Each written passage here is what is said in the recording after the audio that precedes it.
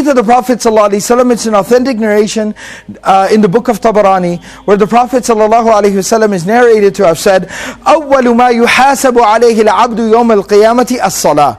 The very first thing, أول, the very first thing that the slave will be held accountable for on the day of resurrection is the salah, is the prayer.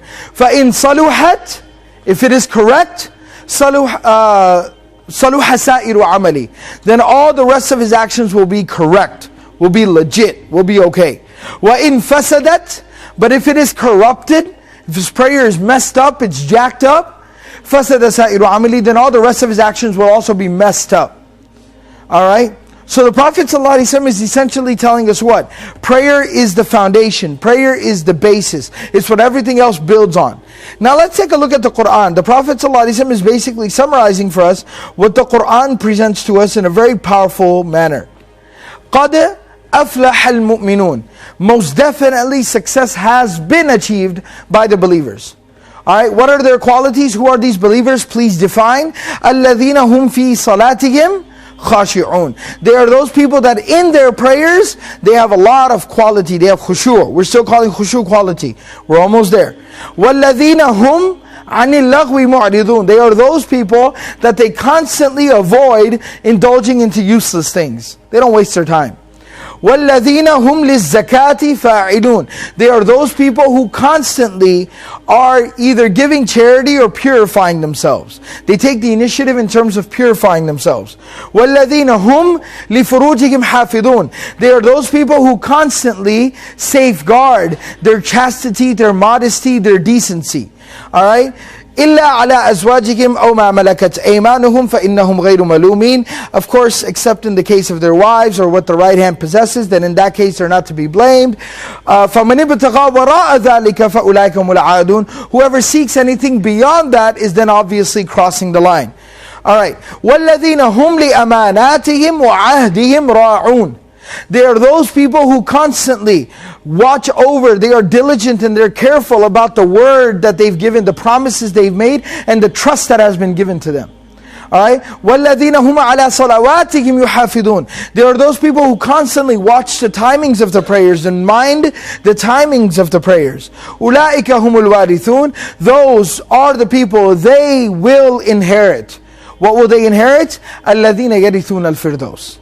They will inherit the gardens of paradise, the highest stages of paradise, Al-Firdaus. Hum fiha khalidun. They'll be therein for all of eternity. Very beautiful, powerful passage. Now, the question I want to ask you guys is, do these people sound like a great group of people? Do they have great qualities? And do things work out for them at the very end? Obviously, yes, they do. Alright? Sequence is very important in Qur'an. In a passage like this, sequence is very important. They have a lot of good qualities and things work out for them in the end. But where does everything start? What's the very first quality Allah mentions for them? Salah. Salah. They have quality in their prayer. When they have quality in their prayer, everything built on top of that. Everything was built on top of that and everything worked out. On the flip side, take a look at the next passage here. Surah number 74, Surah Al-Muddathir. Alright? This is one of those passages where it tells us it's a little bit of a more subtle conversation between the people of Jannah, the people of paradise, and the people of hell. Alright? كُلُّ نَفْسٍ بِمَا كَسَبَتْ رَهِينَ. Each and every single soul is being held as a deposit in exchange for what it's done. إِلَّا أَصْحَابَ الْيَمِينَ. Except for the people of the right hand side. In Arabic, that's an expression that means the good people. Fi Jannat. Where are these awesome people? They're in paradise. They're in the gardens of paradise. يَتَسَاءَلُونَ. While they're chilling in Jannah, they start having a conversation. Start having a discussion. What are they talking about? What are they having a conversation about? عَنِ الْمُجْرِمِينَ. Mujrim in the Arabic language, in classical Arabic, means a convicted criminal. Somebody who's been tried, somebody who's been, convicted of their crime, and somebody who's been sentenced. Convicted, sentenced criminal. So they start talking about these criminals, and of course they're talking about the people in hell. Right? So Allah now allows them to fulfill their curiosities about the people of hell by talking to the people of hell. So they say, مَا سَلَكَكُمْ فِي سَقَرٍ. What led you into the blazing fiery pits of hell? What took you there? You used to live down the street from us. Your kids went to the same school. We shopped at the same stores. You seemed like, like you had things together. What led you there? So now these people from beyond, right? After everything is said and done, these people are explaining to us, these people are telling us exactly what went wrong with them. I would pay attention to this. I would pay attention to this. These people are in hell and they're telling us how they got in hell. I would listen. So they say, قالوا, they say, لم نكن من المصلين. We were not from those people who pray regularly. Now that's a very interesting construction. It doesn't say لم نكن نصلي. It doesn't say we didn't used to pray. No. It says we were not from those people who prayed regularly. Meaning, Fajr today, not so much tomorrow, maybe Dhuhr, see about Asr, got some Maghrib, went to sleep before Isha, right? We weren't from those people who prayed regularly. Okay, that's one problem. Now what happens when you become lackadaisical in your prayer, in your salah? You start to crumble, you start to fall apart spiritually. Now cracks start to appear in other parts of your life. Now you have less motivation to do the good that you do, all the other types of good that you do. So وَلَمْ نَكُنْ نُطْعِمُ الْمِسْكِينَ. We didn't used to feed the poor. We didn't used to feed the poor. Right? So now we became lazy about all the other good social goods that we were doing, all the other good deeds that we were involved in. Now that I'm not praying and I'm not giving money in charity, what do I have in excess of? I have an excess of time and money. So I got to use it somehow. I got to kill it somewhere. I got to do something with it. So what do? وَكُنَّا نَخُوضُ مَعَ الْخَائِضِينَ.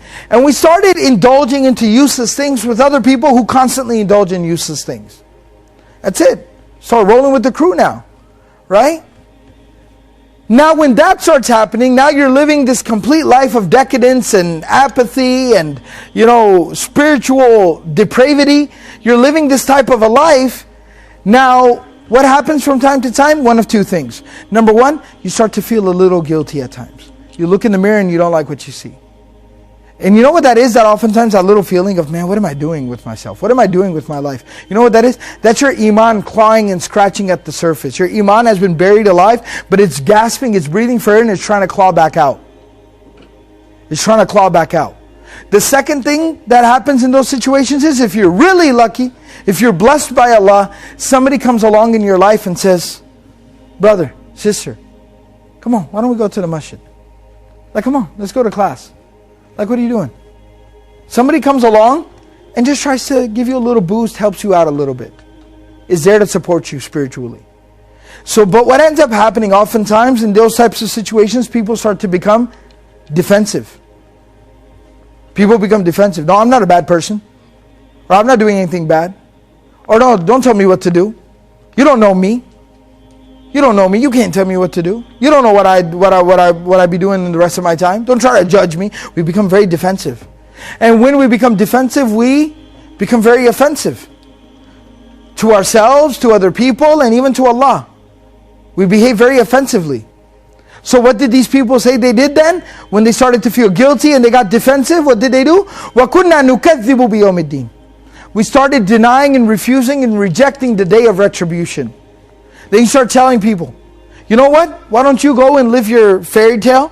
Right? Why don't you go and prepare for the hereafter? Whatever that means.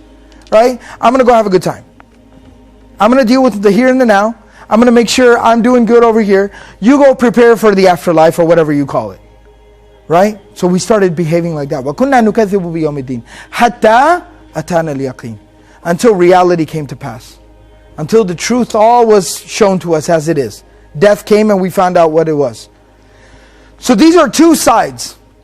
Good people, the very first thing was they had quality in their prayer. The bad people here, what's the very first thing that went wrong with them? Salah. We stopped praying regularly. That's the very first thing that fell apart in their lives. And then look, everything else crumbled. Everything else fell apart. And that's that basic, very simple analogy of a foundation. But we have to understand what that means.